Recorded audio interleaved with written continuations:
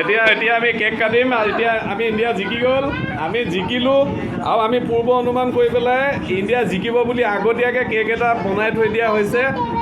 আজি কেকটো বনোৱা হ'ল, জানমণি আজি কষ্ট কৰি পেলাই বনালে তাই আৰু সেই হিচাপে আমি ফলাফলো আমাক ভালে দেখুৱালে সকলোৱে।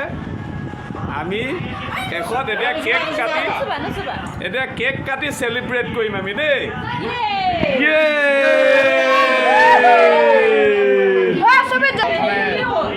ধুনীয়া কেক এটা বনাইছে,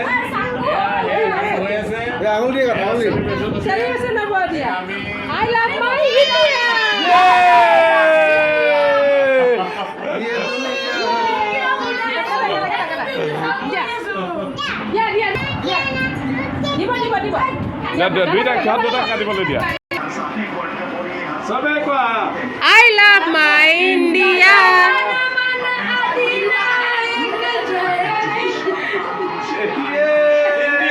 India.